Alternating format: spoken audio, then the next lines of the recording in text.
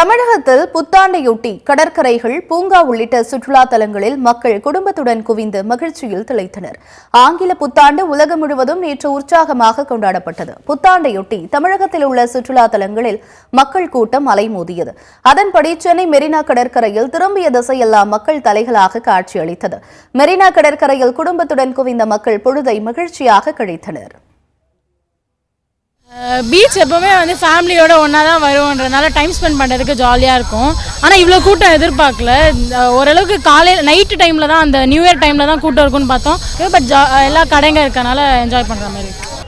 ஃபேமிலியாக மட்டும் தான் நான் வருவேன், அதனால் எனக்கு ஜாலியாக தான் இருக்கும்.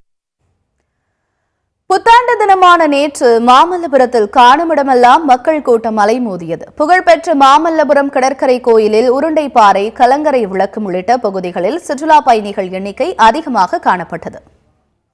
திருவள்ளூர் மாவட்டம் பழவேற்காட்டில் ஆங்கில புத்தாண்டை முன்னிட்டு ஏராளமான சுற்றுலா பயணிகள் ஆனந்தமாக கடலில் குளித்து மகிழ்ந்தனர். மேலும் கடற்கரையில் தற்காலிகமாக அமைக்கப்பட்ட கடைகளில் மக்கள் விதவிதமான உணவுகளை வாங்கி உண்டு மகிழ்ந்தனர்.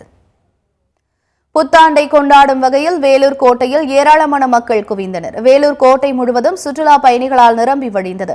குடும்பத்தோடு வேலூர் கோட்டையை சுற்றி பார்த்த மக்கள் கோட்டை மைதானத்தில் அமர்ந்து மகிழ்ச்சியுடன் பொழுதை கழித்தனர். சுற்றுலா பயணிகளின் வருகையால் வேலூர் கோட்டை முழுவதும் களை கட்டியது. புத்தாண்டை முன்னிட்டு குணா குகையிலும் சுற்றுலா பயணிகளின் எண்ணிக்கை அதிகமாக காணப்பட்டது. குணா குகைக்கு வருகை தந்த மக்கள் திரைப்பட பாடல்களை ஒலிக்கவிட்டு நண்பர்கள் மற்றும் குடும்பத்தினருடன் செல்ஃபி எடுத்து மகிழ்ச்சியில் திளைத்தனர்.